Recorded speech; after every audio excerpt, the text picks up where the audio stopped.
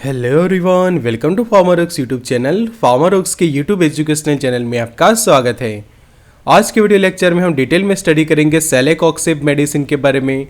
तो हम सीखेंगे उसके बेसिक यूज़ के बारे में, कौन से अलग अलग मेडिकल कंडीशंस में ये मेडिसिन को हम यूज़ करते हैं। साथ ही जानेंगे उसके डेली डोज का, सीखेंगे उसके side effect, warning and contraindications को डिटेल में, और जानेंगे कि कौन सी बीमारी में सेलेकॉक्सिब को यूज़ किया जाता है। The expert lecture by Amar sir, assistant professor and founder of Pharmarox. Thank you for being Pharmarox family. Updated रहिए फार्मा नॉलेज के साथ, सीखिए दवाइयों के बारे में, उनके ट्रीटमेंट के बारे में, अलग अलग बीमारियां, और सीखिए दवाइयों के basic use, dose, side effect, warning and contraindications को 1 साल तक अफोर्डेबल प्राइस में फार्मारॉक्स के ऐप के अंदर, मेडिसिन कोर्स के अंदर। तो सीखिए दवाइयों के बारे में डिटेल में। Android user Android app download कर सकता है, आईफोन यूजर ऐप स्टोर से। लिंक आपको डिस्क्रिप्शन बॉक्स में मिल जाएगी, या फिर 9016312020 नंबर पे आप हमें कॉल या व्हाट्सएप कर सकते हैं। तो अब समझते हैं सेलेकॉक्सिब मेडिसिन के बारे में। तो ये ऐसे क्लास का मेडिकेशन है कि जिसको हम non steroidal anti inflammatory drugs कहते हैं।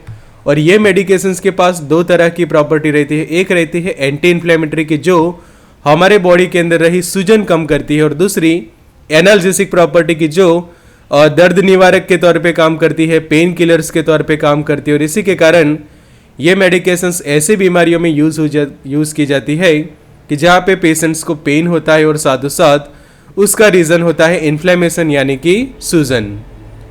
तो सेलेकॉक्सिब की हम मेन मैकेनिज्म समझे तो वो प्रोस्टाग्लैंडिन के सिंथेसिस को इनहिबिट करके अपनी फार्माकोलॉजिकल एक्शन देती है, जिसके के कारण वो एंटी इन्फ्लेमेटरी और एनाल्जेसिक के तौर पे काम करता है।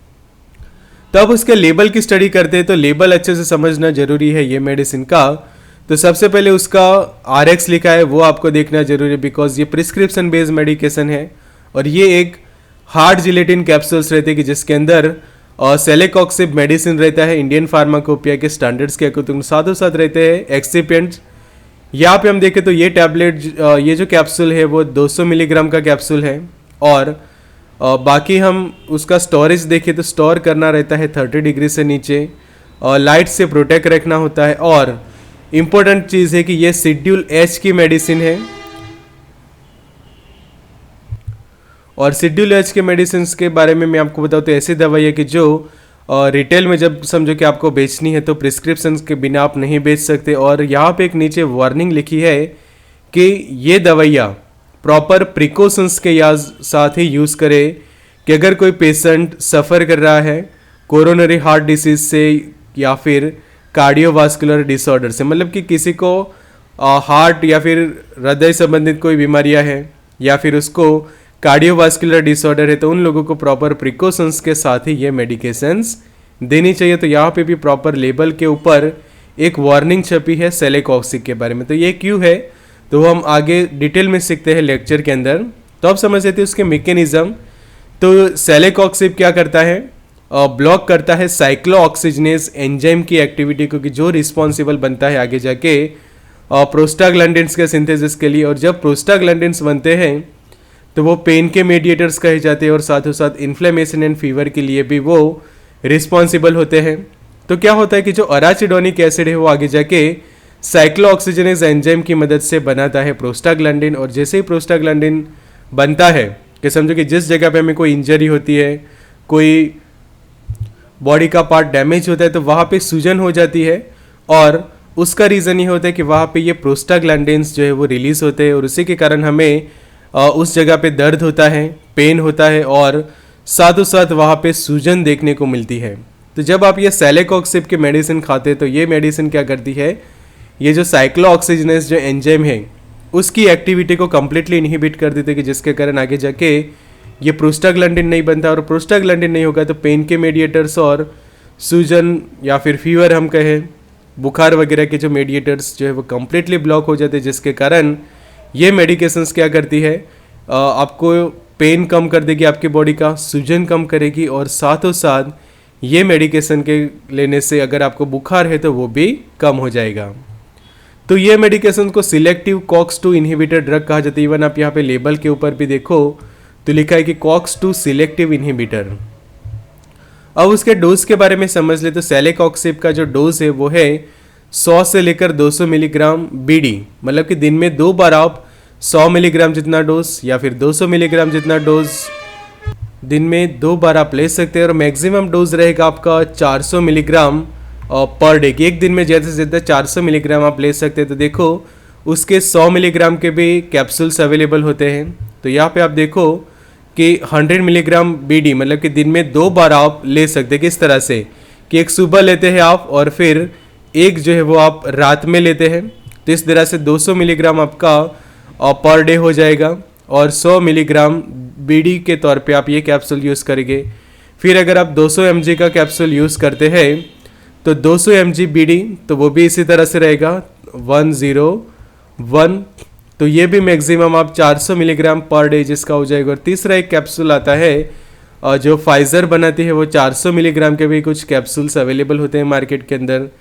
तो वो आप ले सकते हैं वंस अ डे, मतलब कि दिन में एक ही बार। तो कंक्लूज़न ये है कि ज़्यादा से ज़्यादा आप 400 मिलीग्राम जितना जो डोज है वो पर डे वो जो है के तौर पे ले सकते हैं। और मिनिमम डोज से ही ट्रीटमेंट खासकर चालू की जाती है कि जिससे साइड इफ़ेक्ट्स वगैरह कम हो। अब उसके कुछ इंडिकेशंस देख ले तो सेलेकॉक्सिब स्पेशली पेन रिलीफ या फिर पेन किलर के तौर पे यूज़ किया जाता है और साथों साथ ये बॉडी के अंदर रही सूजन को भी कम करता है। तो अलग अलग पेन और सूजन की कंडीशन, जैसे कि आपको टूथ पेन हो रहा है कि दांतों में दर्द होता है, उसका रीज़न कई बार होता है कि मसूड़ों के आसपास हुई सूजन होती है, बैक्टीरियल इन्फेक्शन होता है। तो उस वक्त जो आपको दर्द होता है, सूजन होती है, वो कम करती है ये मेडिकेशन। फिर जब आपका बॉडी पेन करता है या फिर मसल्स के अंदर पेन होता है फीवर के दौरान, तो ऐसी कंडीशन को भी ये ट्रीट करता है। फिर स्पेशली जब बॉन फ्रैक्चर होता है या फिर मसल्स क्रैम्प होते हैं या फिर जॉइंट रिलेटेड पेन है, तो वो भी दर्द और सूजन को कम करती है ये मेडिकेशन। और पेन और इन्फ्लेमेशन, सूजन और दर्द दोनों में से आपको राहत देगी कि जब आपको ऑस्टियो आर्थराइटिस है, रूमेटॉइड आर्थराइटिस है या फिर एंकाइलोजिंग स्पॉन्डिलाइटिस की कंडीशन है। तो ये सभी मेडिकल कंडीशंस में ये यूज़ किया जाता है। उसके कुछ पॉपुलर हम बेसिक यूज़ देखें तो रूमेटॉइड आर्थराइटिस, किस तरह से जब जो जॉइंट्स होते हैं वहाँ पे इस तरह से जो कंडीशंस प्रोड्यूस होती है आर्थराइटिस के, कि जिसको वात रोग या फिर गठिया रोग भी कहा जाता है, तो उसके इलाज में भी ये मेडिकेशन को यूज़ किया जाता है। फिर ऑस्टियो आर्थराइटिस कि जो हमारे जॉइंट होते हैं वहाँ पे आप देखो कि ये वाला जो कार्टिलेज का जो आप भाग देख रहे हैं वहाँ पे जो है वो सूजन हो जाती है और वो एरिया जो है वो टूटने लगता है और साथ साथ आपको काफ़ी दर्द होता है, बिकॉज वहाँ पे पेन होने का रीज़न होता है एक इन्फ्लेमेशन। तो ये सभी कंडीशंस को ये ट्रीट करता है सेलेकॉक्सिब। फिर एंकाइलोजिंग स्पॉन्डिलाइटिस के कंडीशन, जो कुछ शॉर्ट टर्म पेन होते हैं, मेंस्ट्रुअल क्रैम्प्स, मतलब कि जो पीरियड्स के दौरान होने वाले जो क्रैम्प्स होते हैं, दर्द होते हैं, उसको दौरान भी ये मेडिकेशन यूज़ कर सकते हैं आप। डेंटल पेन या फिर जो नी जॉइंट के जो पेन होते हैं, ये सभी कंडीशन में ये मेडिकेशन पॉपुलरली यूज़ की जाती है। साथ ही समझे उसके कुछ साइड इफ़ेक्ट्स, उसके क्या दुष्प्रभाव हो सकते हैं, क्या साइड इफ़ेक्ट्स है।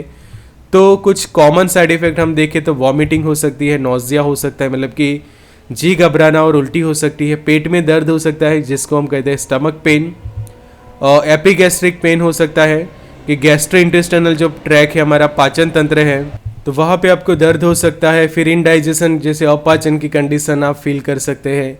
उसके बाद डायरिया, मतलब कि कुछ लोगों को दस्त हो जाता है। हार्ट बर्न, मतलब कि सीने में जलन, एसिडिटी जैसा पेशेंट फील कर सकता है। या फिर लॉस ऑफ एपेटाइट के कुछ भी पसंदीदा खाना आपके सामने हो तो भी आपको जो है वो भूख ना लगे, तो ऐसे कुछ सीरियस साइड इफ़ेक्ट्स जो है वो डेवलप होते हैं। वो हम देखें तो इरेगुलर हार्ट बीट, मतलब कि आपकी दिल की धड़कनें जो है वो अनियमित हो सकती है। फिर ब्लड प्रेशर, ये मेडिकेशंस इंक्रीज करवा सकते हैं आपका। उसके बाद छाती में दर्द हो सकता है जिसको चेस्ट पेन कहते हैं हम। हार्ट अटैक के भी कॉम्प्लिकेशंस देखे गए हैं ये मेडिकेशंस के कारण। इडीमा, मतलब कि सूजन हो जानी। फिर ब्लर विज़न, कि आपकी विज़न जो है वो ब्लर होना, मतलब कि धुंधला दिखाई देना। पेट में अल्सर कर सकता है ये मेडिकेशन और आपके लिवर रिलेटेड प्रॉब्लम्स कर सकती है as a serious side effects. तो ये खास आपको ध्यान रखना है। तो इसी पर से उसके कॉन्ट्राइंडिकेशंस एंड वार्निंग्स तैयार होती है कि अगर आपको एलर्जी है non steroid anti inflammatory drugs के तो सेलेकॉक्सिब को यूज़ ना करें। फिर आपको आइकेमिक हार्ट डिसीज़ या फिर कोरोनरी हार्ट डिसीज़ के आप पेशेंट है, CHD के पेशेंट है, तो भी ये मेडिकेशन को यूज़ ना करें। आर्टेरियल डिसीज़ से आप पीड़ित है तो भी ये मेडिकेशन ना यूज़ ना करें।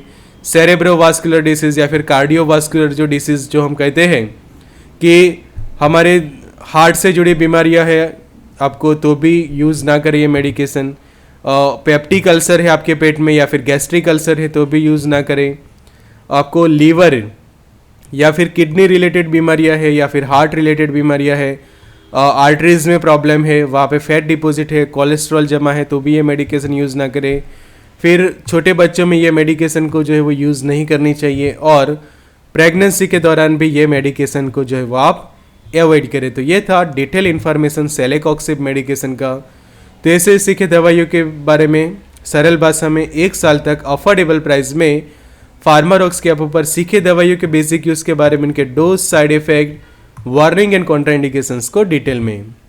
तो Android user Android app download करें, आईफोन यूज़र ऐप स्टोर से, लिंक आपको डिस्क्रिप्शन बॉक्स में मिल जाएगी, या फिर 9016312020 पे आप हमें कॉल या व्हाट्सएप कर सकते हैं। Good luck and all the best.